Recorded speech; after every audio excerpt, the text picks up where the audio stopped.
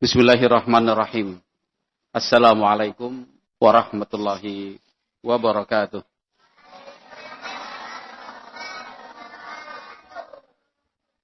Alhamdulillah, wassalatu wassalamu ala rasulillah, wa ala alihi wa sahbihi wa man wala.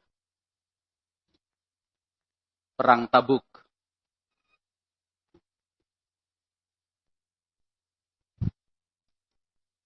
Disebut juga perang Tabuk. Disebut juga perang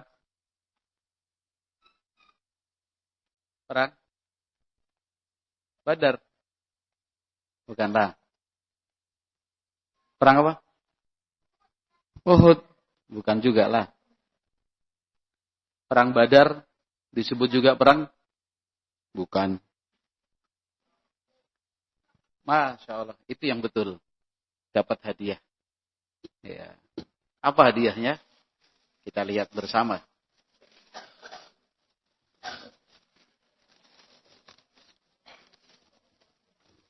Apa ini hadiahnya ini?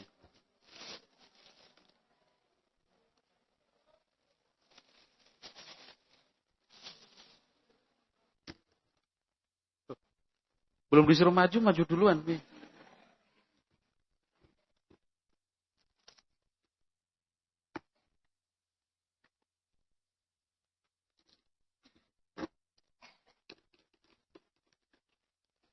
Hadiahnya pilih yang mana, penggaris, untuk membatasi hidupmu supaya tidak keluar dari jalur kebaikan, atau bolpen untuk mencatat cita-citamu ke depan, atau buku lost leaf tempat engkau menyimpan ilmu-ilmu yang kau pelajari, atau kotak pensil. Mana?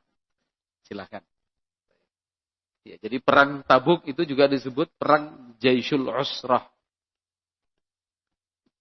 Perang dalam keadaan susah. Kenapa dikatakan perang dalam keadaan susah? Karena jaraknya jauh. Ribuan kilometer. 1 kilometer berapa meter? 1 kilometer ada berapa meter? 1000. Kalau ribuan, juta-juta meter itu. Panas. Bahkan pada puncak musim panas. Musuh yang dihadapi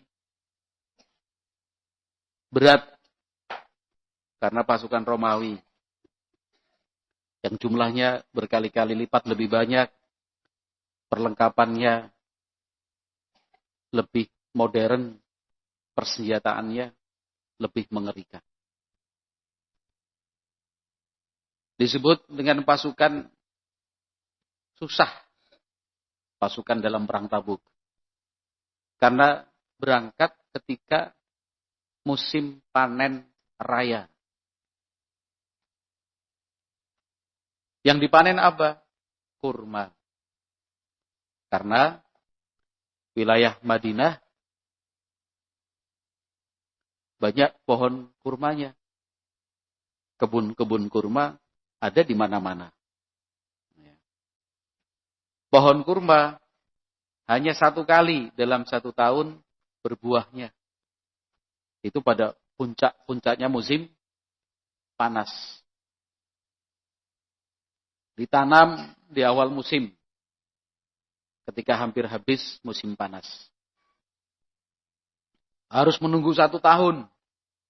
Tahu buah kalau tidak dipanen, apa yang terjadi? Busuk. Kalau busuk bisa dijual? Tidak. Rugi? Rugilah. Udah keluar uang banyak. Dirawat dan dipupuk, diairi, tapi ternyata di saat panen tidak dipanen, akhirnya membusuk. Sehingga secara fisik kekuatan badan menuntut yang luar biasa. perjalanan jauh. Kemudian ya perasaan berat tentunya dan susah meninggalkan kebun-kebun kurma padahal sudah siap dipanen. Tapi kaum muslimin saat itu sahabat-sahabat Nabi Shallallahu Alaihi Wasallam mereka kan sudah terdidik dan terbentuk. Kalau ada panggilan dari Allah, ada seruan dari Rasulullah Shallallahu Alaihi Wasallam, semboyan mereka apa? Jawabannya adalah sami'na, sami'na, kurang kencang lah. Sami'na, apa artinya sami'na wa ata'na itu? Angkat tangan kanan. Kami dengar, kami tahu. Tadi ada yang angkat tangan juga situ tuh. Kayaknya ada set gitu. Siapa yang mau jawab tadi? Jangan ragulah. Tinggilah. Sami'na wa ata'na. Apa artinya? Kami mendengar dan taat. Mau hadiah? Maulah. Mau hadiah? Mau. Kemarilah. Berdua, kemari. Gak usah sebut nama ya. Takut terkenal nanti repot. Pilih mas. Ya, baik. Jazakallahu khairan. Monggo. Sami'na wa ata'na. Itu semboyannya orang Islam. Sami'na itu kami mendengar. Itu tandanya apa? Tandanya serius, sungguh-sungguh, menghargai. Seperti kalian ini loh. Mau mendengar. Termasuk yang satu ini. Ya. Siapa namanya? Siapa? Azka. Ya, Azka ya? Ya. Mendengar. Iya, betul kan? Mau mendengar dia. Coba kalau kamu bicara, kamu ngajak temanmu bicara, temanmu nggak mau mendengar. Ngomong apa kamu? Dim. Gak usah banyak bicara. Itu sesama teman loh. Nah ini Allah Subhanahu wa taala yang mengajak kita berbicara. Rasulullah sallallahu alaihi wasallam mengajak kita yang berbicara. Maka jawaban kita adalah sami'. Tapi jangan dengar aja. Kalau cuma dengar aja banyak bisa tapi harus wa ata'na. Ata'na itu apa? Taat. Apa yang disampaikan dikerjakan. Yang diperintahkan dilakukan. Yang dilarang ditinggal. Itulah sami'na wa ata'na. Para sahabat waktu itu nggak pikir-pikir panjang. Nggak langsung kepalanya pening. Atau pusing. Atau kemudian mencoba untuk ngelobi. Tahu ngelobi nggak? Apa?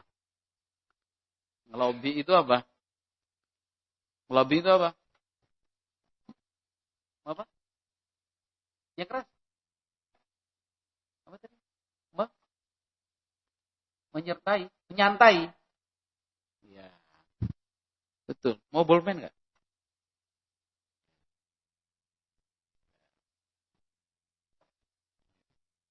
Ngelobi biar santai gitu maksudnya. Ngelobi itu menawar. Gak ada para sahabat bilang, Rasulullah jangan sekarang dong. Habis panen aja kenapa sih?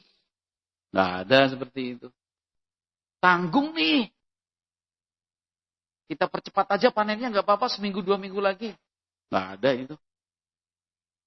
Kenapa? Karena Rasulullah SAW yang memerintahkan. Kalau sudah Rasulullah memerintahkan itu pokoknya berangkat. Gak usah bingung. Gak usah tanya-tanya lagi sama orang lain. Berangkat gak ya? Gak tahu. Nah, kamu berangkat gak? Tahu.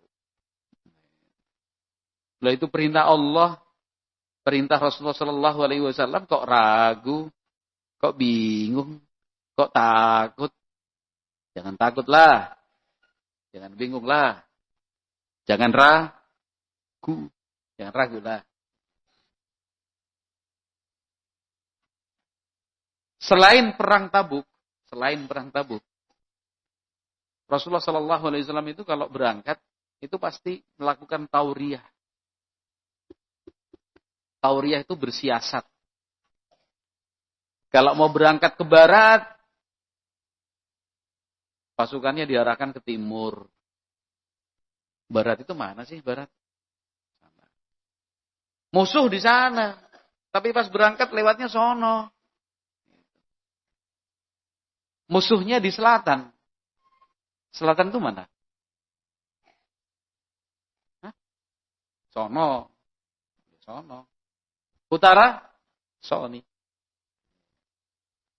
Mau nyerang ke utara, pasukan dibawa dulu ke selatan. Jadi pas orang, ke utara tuh. Jadi musuh yang mau diserang, nggak menyangka kalau akan diserang. Yang sana siap-siap.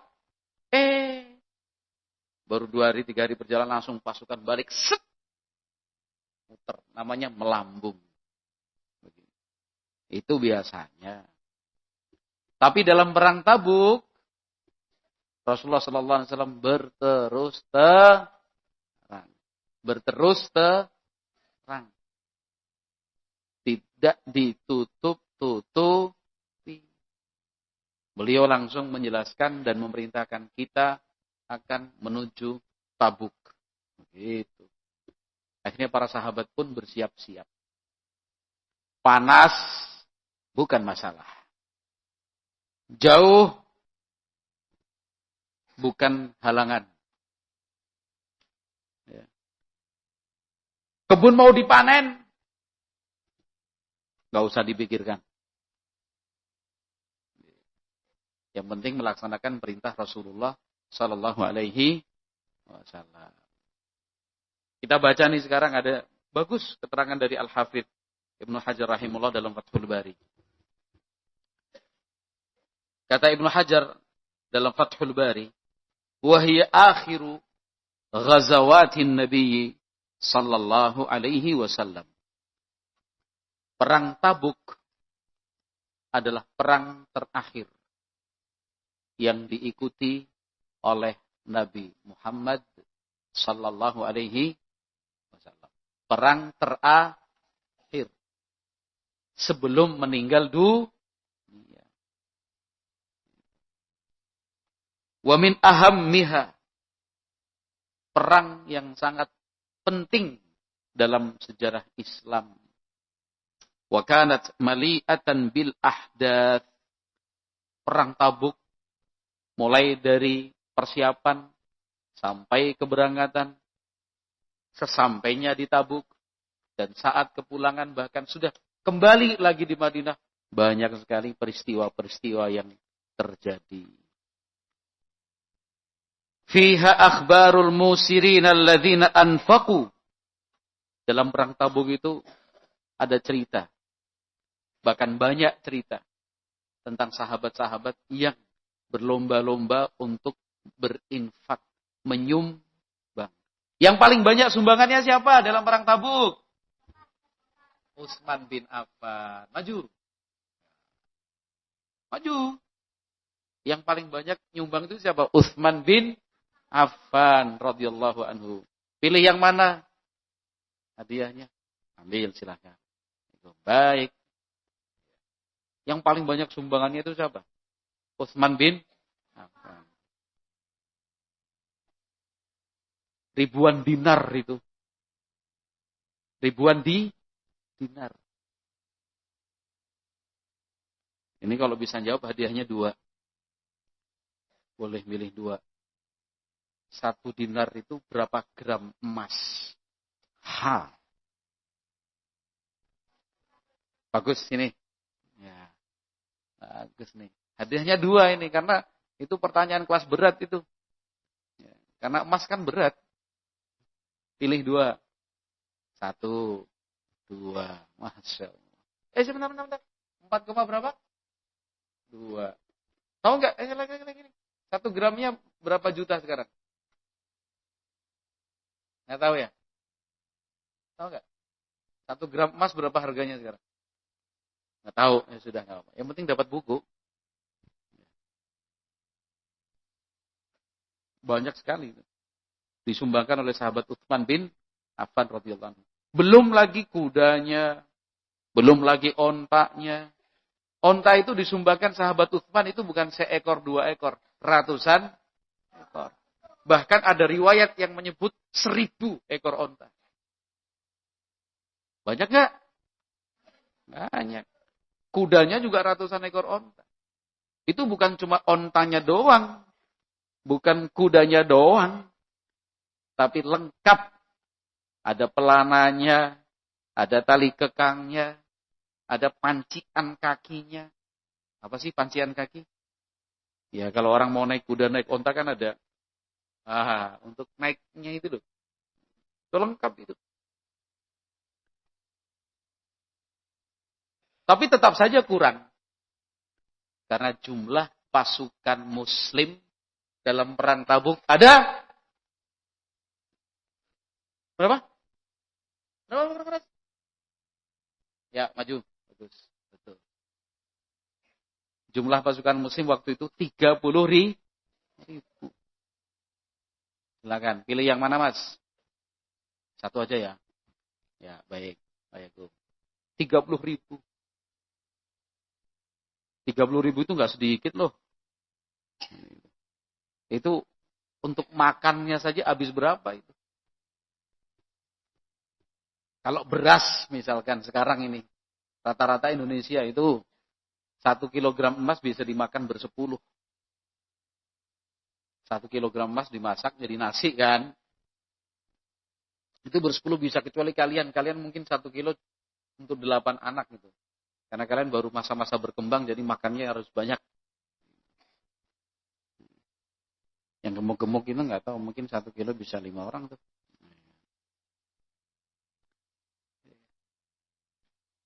10 orang 1 kilogram.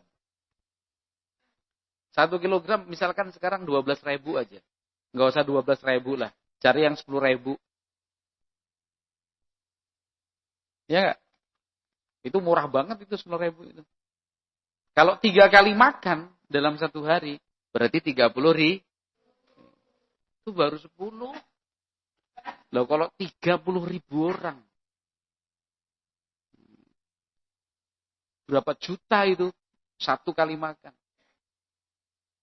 Kalau ini pertanyaannya harus yang gede-gede nih. Kalau 30.000 orang, 1 kali makan berapa kilogram beras? Yang gede-gede sekarang nih. Karena yang gede-gede kan pada suka matematika. 30.000 orang itu memerlukan berapa kilogram emas, berapa kilogram beras untuk 1 kali makan? Yang gede-gede 3.000 kilogram. Masya Allah. 3.000 kilogram. Betul Pak Akso?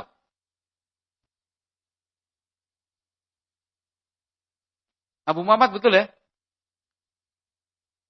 Jadi kalau salah benar yang nanggung biar orang lain aja maksudnya. 1 kilogram beras itu untuk 10. Berarti kalau 30.000 orang berarti perlu 3.000 kilogram, betul ya? Betul lah. Kan bagi 10 kan? 3 ton itu berarti 1 kali makan. 3.000. Kalau per kilonya 10.000 rupiah. Berapa duit? Ayo yang gede-gede lagi. 3.000 kali 10.000.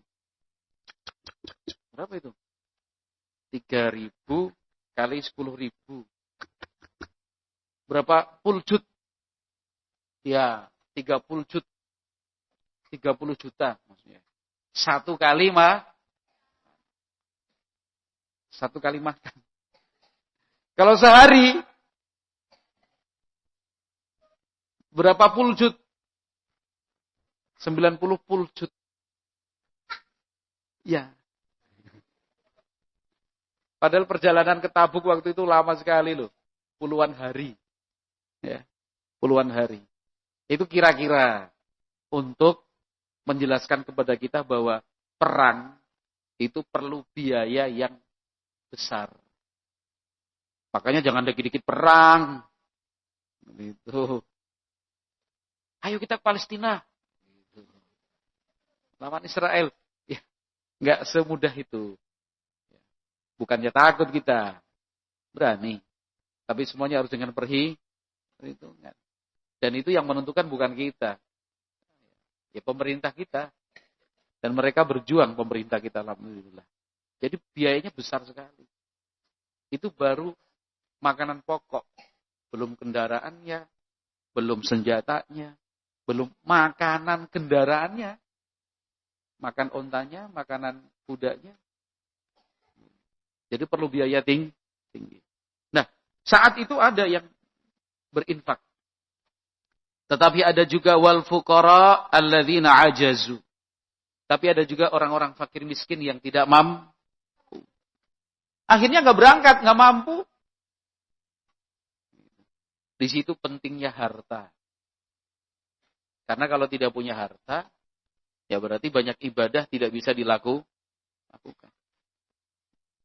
Yang penting ketika mencari harta, jangan meninggalkan ibadah. Gitu. Pengen kerja, ibadah ditinggalin. Yang namanya kerja, cari uang itu ya biar bisa ibadah. Bukan malah gara-gara ingin kerja, ibadahnya enggak. Wa fiha anba'ul munafiqin alladzina fudihu. Ternyata di saat itu orang-orang munafik itu juga banyak. Ada yang ikut, ada yang enggak. Yang ikut bikin kacau di tengah jalan. Ya, rusuh aja mereka. Orang munafik memang pada dasarnya takut. Wa hikayatu thalathatil ladzina khullifu. Ada juga kisah 3 sahabat yang tidak ikut dalam perang Tabuk tapi tidak punya alasan. Tidak ada uzur. Fadlan an akhbaril masiri wal hisari wal masyaqqati allati kanat fiha wal ahdathul lati sahabatha. Masih banyak cerita-cerita dalam perjalanan, baik pergi maupun pulang, pengepungan-pengepungan, dan susah, sulitnya pada saat itu. Tapi yang ingin kita ceritakan di sini adalah tentang al-bakkaun. Al-bakkaun. Al-bakkaun itu artinya sahabat-sahabat yang menangis. Karena judul sore ini adalah nangis yang baik. Nah, sini hadiah. Ayo. Nanti siapa lagi yang menjawab? Nah, kok langsung semuanya ngangkat gini? Ya, ini. 2, nanti lagi yang lainnya aman. 2. Nanti suaranya enggak kenceng semua. Kamu jawab kenceng kok tadi? Suaranya keras apa pelan tadi? Aku tanya sama sampingnya. Mas, itu tadi jawab enggak? Enggak keras. Kurang keras. Masih ada kesempatan 6 pertanyaan. 7 pertanyaan. Itu al-bakkaun. Sahabat-sahabat yang menangis. Nangisnya bukan sebentar, nangisnya lama. Nangisnya enggak pelan, nangisnya kenceng. Udah gede. Udah tua, nangis. Gitu. Al-bakkaun namanya. Kenapa mereka menangis? Karena ingin ikut tapi tidak mampu. Inginnya bersama Rasulullah SAW tapi nggak punya uang. Ya berangkat perang itu ya harus punya uang. Nggak cuma pakai baju di badan. Harus naik kendaraan. Harus punya perlengkapan perang. Baju besi, topi besi, pedang, panah, tombak. Harus punya alas kaki, sandal dan sepatu itu loh. Harus meninggalkan nafkah untuk keluarga yang di rumah. Harus sehat. Kalau sakit-sakitan ya nggak boleh berangkat lah. Malah bikin susah. Bikin susah. Nah ini para sahabat itu ingin berangkat sebagiannya. Ada yang bilang 7, ada yang bilang 5. Siapa-siapa saja nama-namanya, nah itu para ulama juga berbeda pendapat. Ada yang bilang si A, ada yang bilang si B, ada yang bilang si C, dan seterusnya. Tapi al-bakaun itu betul-betul ada. Ibnul Qayyim rahimahullahu ta'ala dalam Zadul Ma'ad, beliau mengatakan wajah al-bakauna wahum sab'atun yastahmiluna Rasulullah sallallahu alaihi wasallam faqala la ajidu ma ahmilukum alaihi tawallaw wa a'yunuhum tafidu minad dam'i hazanan alla yajidu ma yunfiqun. 7 orang datang rame-rame menemui Rasulullah sallallahu alaihi wasallam. Rasulullah, kami juga ingin ikut. Bawalah kami. Rasulullah sudah membantu juga. Banyak sahabat yang tidak mampu dibantu.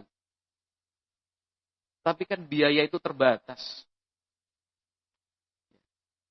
Perlengkapan, peralatan, kendaraan, uang, dan segala macam itu ya tidak terus-menerus ada. Sudah habis. Maka yang datang itu Rasulullah mengatakan, nggak bisa.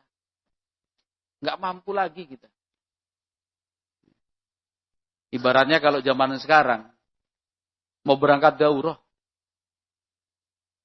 mau ke Semarang, mau ke Jogja, atau mau kemana lah yang jauh dari sini. Ke Iktisam aja dah, yang deket-deket aja. Pondok kan nyiapin, ya disiapkan buat santri-santri yang mau ikut berangkat daurah masyayikh di Jakarta. Kapan itu? Tunggu aja waktunya. Pondok menyediakan 4 mobil. 1 mobil untuk 8 santri. Berarti 4 mobil menampung berapa santri itu? 16. 4 kali 8. 32. Yang pertama jawab tadi siapa? Yang pertama jawab. Ah, sini. Kok kamu mirip Pak Wimpi? Oh, anaknya. Milih yang mana? Wim. Ibnu Wim. Yang ini apa tuh? Garis. Berapa tadi? 32. Betul, 32. Lah pondok itu hanya bisa menyiapkan 4 mobil. Santrinya 50. Lah pondok cuma bisa menjawab ya. Pondoknya cuma bisa menyiapkan 4 mobil. 1 mobil 8 santri 32. Pokoknya siapa yang duluan siap dia yang berangkat. Yang malas-malesan, yang tidur-tiduran, yang mandinya terlalu lama, ya telat lah. Udah 32 santri, full, penuh. Gitu. Sisa berapa? 50 kurangi 32. Siapa duluan jawab tadi? Ah, sini. Dia duluan, betul. Ya, sini. Yang duluan. Kalau yang berikutnya mah nanti nangis. Terlambat. Yang mana? Bolpen atau jangan buku ya? Ini bukuku ini. Penggaris. Baik. Penggaris ya. Hadiahnya masih ada 5 nih. Bolpen 3, penggaris 2. Masya Allah. Jadi sisa ada berapa tadi? Mas, ada berapa mas? Sisa berapa? 18. Sebenarnya yang 18 ini juga pengen ikut. Cuman kalah cepat aja. Ami, aku juga pengen ikut nih. Gitu. Ustadz kita juga semangat. Nggak ada tempat lagi. Mobil yang tersedia cuma 4. Gitulah kalau zaman sekarang. Zaman itu 7 sahabat dalam satu kesempatan datang menemui Rasulullah SAW mengatakan, ya Rasulullah, wahai Rasulullah, kami juga ingin ikut, bawalah kami. Nabi Muhammad mengatakan sebagai jawaban, dan itu tersebut dalam Al-Quran, dalam firman Allah Azza wa Jal, la ajidu ma ahmilukum alaih. Saya sudah tidak punya lagi kemampuan untuk membawa kalian ikut serta. Nggak bisa berangkat. Ditinggal akhirnya. Nah pas ditinggal itu, para sahabat yang ditinggal itu ngapain? Nangis. Tawallau, mereka pulang. Wa a'yunuhum tafidhu minad dam'i. Air matanya itu bercucuran, basah. Nangis betul-betulan. Kenapa nangis? Nangis bahagia kah? Tidak. Nangis terharu kah? Tidak. Nangis bohong-bohongan kah? Tidak. Ada nggak nangis bohong-bohongan? Ada. Sampai orang bilang air mata buah. Wah ya, pura-pura nangis dia. Termasuk yang pura-pura nangis itu siapa waktu itu? Dulu. Siapa? Yang paling terkenal karena sering dibaca. Pura-pura nangis. Padahal nangis bohong-bohongan. Yang jawab harus kenceng nih. Siapa yang dikenal dengan nangisnya bohong-bohongan? Nipu aja dia. Yang keras. Siapa? Abdullah. Yang terkenal yang terus dibaca dalam Al-Quran.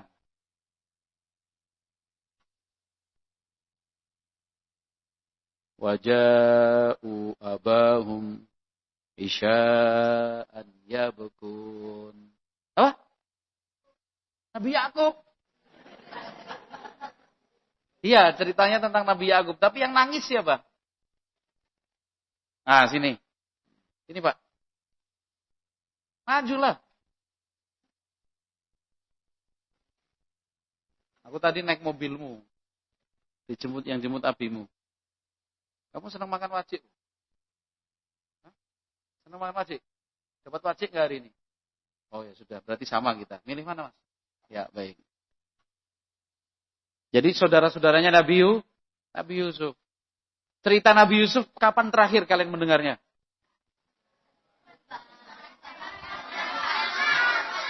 Wah, ini jawabannya banyak, ini nggak mungkin dikasih hadiah, tinggal 4 hadiahnya. Kapan terakhir dengar cerita tentang Nabi Yusuf waktu khutbah? Jumat. Siang. Oh, iya. Judulnya khutbah Jumat tadi apa?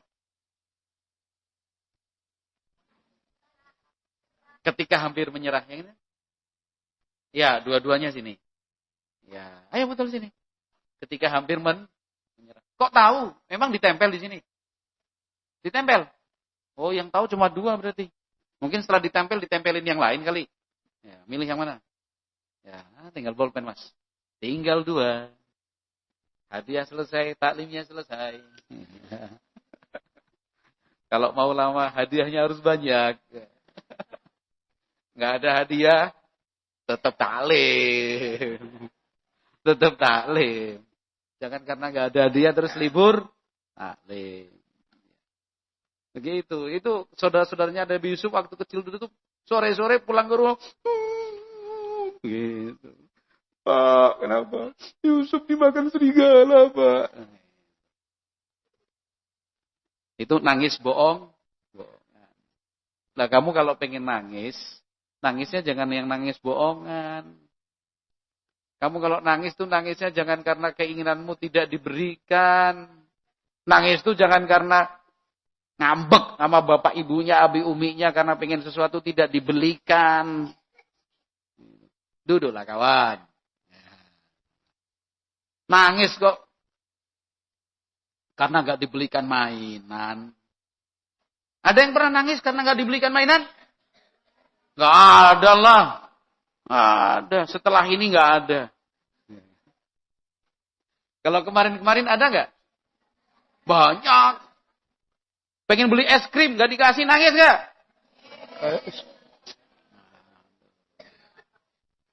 Setelah ini gak ada menangis karena es krim.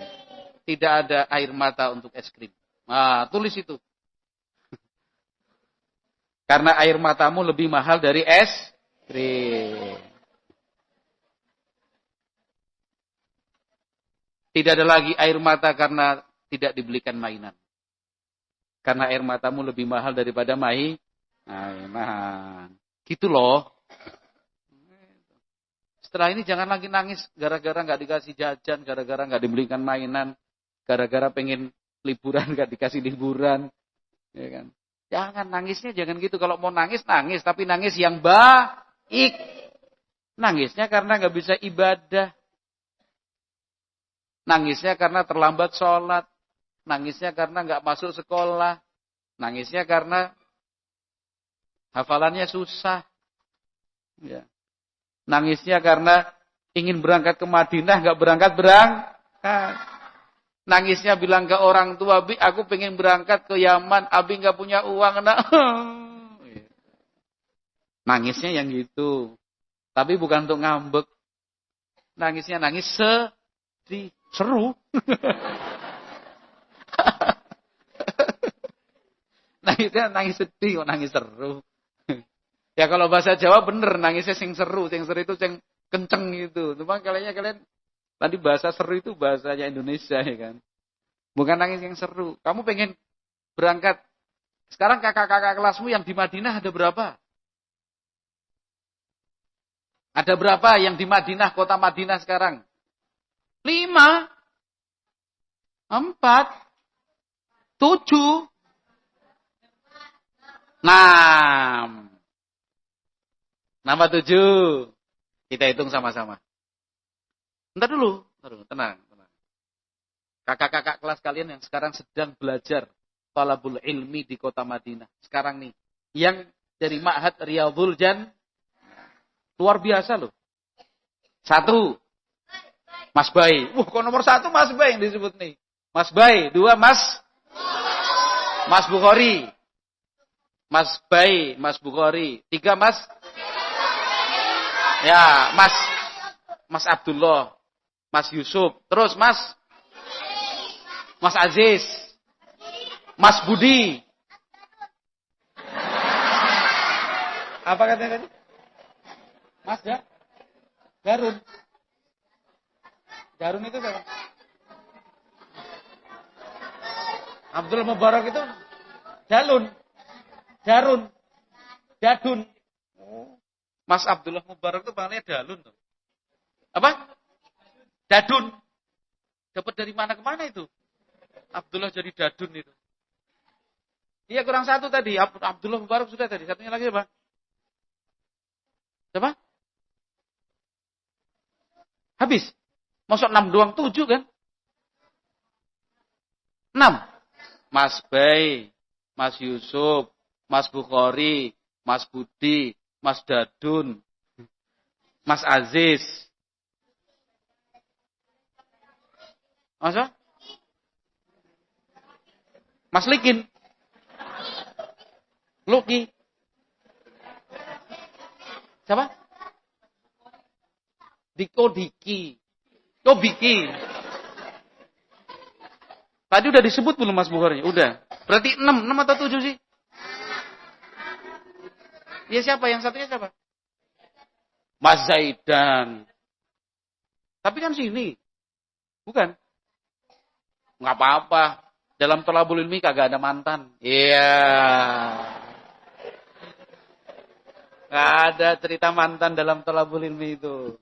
Yang penting dulu pernah belajar di sini. Nggak ada mantan santri Riyadhul Jannah itu. Iya. Karena kalau udah jadi santri di suatu pondok berarti bakalan seterusnya tuh. Nggak pakai ada mantan-mantanan.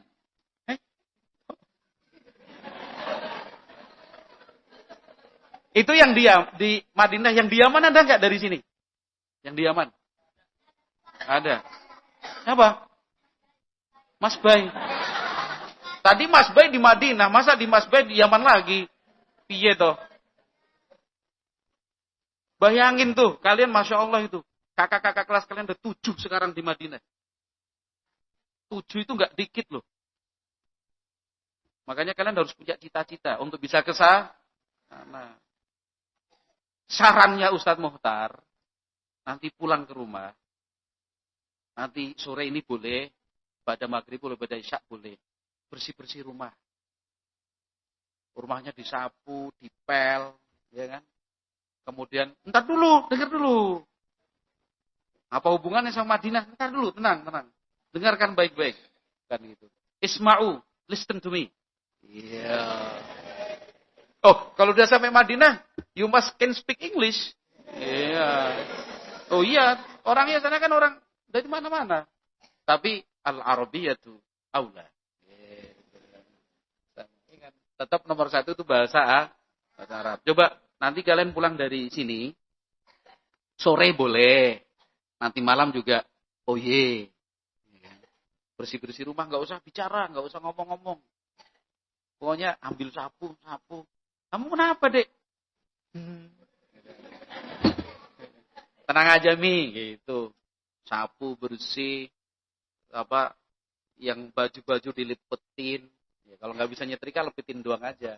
Meja, kursi ditata dengan rapi, bantal, guling, spray dirapiin. Ada piring kotor, gelas kotor, cuci semua. Pokoknya bersih. Kalau ada pengharum ruangan, pokoknya senangkan hati orang tuamu. Setelah itu baru, karena orang tuamu pasti tanya, heran tuh orang tuamu ini. Tiap hari bikin kotor, malam ini bersih-bersih.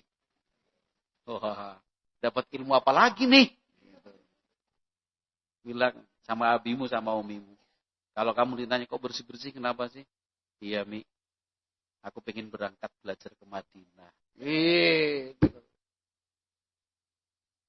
Jangan sebaliknya, kamu bikin kotor rumah, bikin kacau di rumah, bikin nangis adikmu. Baru bilang, Mi, aku pengen ke Madinah. Bikin nangis adikmu, pengen berangkat ke Madinah. Jangan pulang ke rumah, habis main, keringetan, baju kotor, bilang sama abimu, Bi, aku pengen belajar talabul ilmu ke Timur Tengah. Main terus, gitu ke Madinah. Gitu. Tapi pulang ke rumah bersih-bersih segala macam. Pokoknya gitulah. Gitu. Kakinya umimu kamu pijetin gini, Umi. Gitu. Pundaknya abimu kamu gini-giniin pijetin juga, Abi. Yusuf ya? Bilang, Abu Yusuf. Yang bilang Yusuf ini. Ngapain kamu, Yusuf? Doain aku bisa berangkat ke Madinah. Ya Allah, Sob. Tiap hari Abi itu doain biar kamu bisa berangkat belajar ke Timur Tengah pada ulama itu. Ya mudah-mudahan Abi rezekinya lancar ya. Gitu dong. Amin.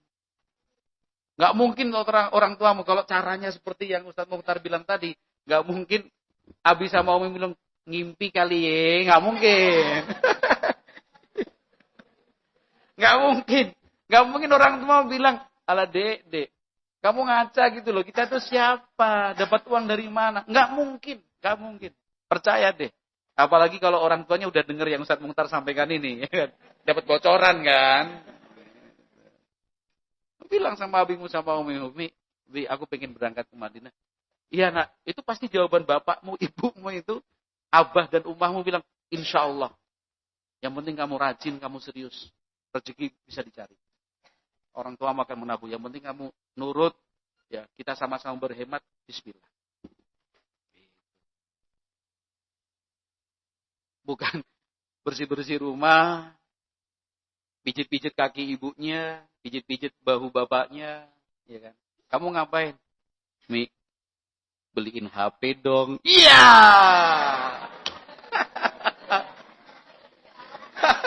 Ada enggak yang seperti itu? Ada gak? Ada. Gak usah nyebut orang. Gak usah nunjuk teman. Karena kayak gitu banyak. Beliin HP dong. Gitu. Kalau yang udah gede sedikit, beliin Ninja dong. Gitu. Aduh. Keren loh. Iya kan. Apalagi CBR. Iya. Jangan kayak gitu. Mintanya jangan itu. Mintanya ke Madinah. Tapi dengan cara yang baik. Bahkan bila perlu kamu nangis. Ya Mi ya. Gitu. Mi. Doain aku bisa berangkat ke Madinah ya Mi ya. Gitu. Oh itu sama-sama nangis-tangisan tuh bapak sama anak. Iya nak. Oh. Sungguh ini, sungguh. Aku nggak bohong loh. Sungguh. Yang penting kamu serius. Kamu belajar yang baik.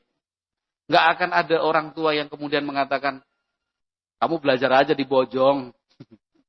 Nggak kalah kok. Kualitasnya sama yang dari Madinah. Gitu. Nggak mungkin. Itu pasti orang tuamu akan banyak berdoa, berusaha nabung itu. Tapi kalau kamu malas-malesan, kamunya nggak serius, ya orang tuamu gimana mau berjuang? Ya. Para sahabat tadi akhirnya menangis ya. Menangis. Karena apa? Tidak bisa ikut berangkat. Kalau sekarang kalian menangis untuk berdoa. Ya. Menangis sedih juga boleh. Pengen berangkat tapi belum berangkat. Katanya yang udah daftar tahun ini ada 11 di studi in Saudi. Betul kan ada 11 yang daftar toh? Betul nggak? Yang paling banyak kelasnya siapa? Kelas berapa? Kelas berapa? Takhasus 2. Takhasus 2 ada 10 yang daftar. Katanya 10. 9. Yang satu katanya kakak kelas. Aku tahu loh. Yang daftar banyak untuk bisa belajar di Madinah. Kamu kalau pengen belajar ke Madinah, pengen belajar ke Timur Tengah sana, jangan menunggu. Perhatikan yang daftar-daftar ini. Aku nggak tahu siapa-siapa aja nama-namanya. Tapi perhatikan tipsnya. Kalau kamu pengen belajar thalabul ilmi di Timur Tengah, pantaskan dirimu. Jangan berpikir nanti kalau aku di sana, aku akan ke masjid tiap hari, aku akan murojaah Al-Quran, aku akan semangat belajar. Jangan nunggu di sana. Pantaskan dirimu. Paham nggak dengan kata pantaskan dirimu? Berjuanglah supaya kamu itu memang pantas untuk diterima di tanah suci. Gitu. Caranya apa? Dari sekarang belajar yang rajin, doa yang sering. Ya. Semangat menghafal supaya pantas untuk diterima di sana, di Madinah. Cukup, insya Allah udah 4:30. Mau dipraktekkan sore ini atau sebulan lagi? Oh iya, jangan lama-lama lah. Seminggu lagi, persiapan kata-kata dulu ya. Bilang gimana sama Abi ya? Udah mau bilang, nggak jadi, malu. Nggak usah malu. Kalau untuk sesuatu yang baik itu jangan malu. Begitu. Perang Tabuk. Perang Tabuk itu dalam Al-Quran disebutkan dalam surat apa paling banyak? Maju. Yang paling kencang itu yang dapat hadiah. Kamu baru di sini ya? Baru di sini, di pondok ini ya? Iya, wajahmu wajah baru dalam memoriku. Waktu aku scanning, wajahmu nggak muncul. Berapa lama di sini? Udah berapa lama? 6 bulan. Oh nggak tahu. Rumahnya di mana aslinya? Kreok itu mana Kreok? Oh Tangerang. Iya. Baik, cukup. Tinggal satu nih. Mau dihadiahkan atau? Hadiahkan? Ya sudah buat kamu aja. Dia yang minta. Udah kita tutup dengan intinya itu. Kalau mau menangis yang baik. Jangan nangis karena jajan, jangan nangis karena HP, jangan nangis karena mainan. Nangisnya karena ingin berangkat ke Madinah. Kita tutup dengan doa kafaratul majlis. Subhanakallahumma wa bihamdika asyhadu an la ilaha illa anta astaghfiruka wa atubu ilaih. Yang dapat tanda tangan yang ada tulisannya. Yang kertas kosong tidak ditandatangani. Yang kertas kosong nggak ditandatangani. Awas.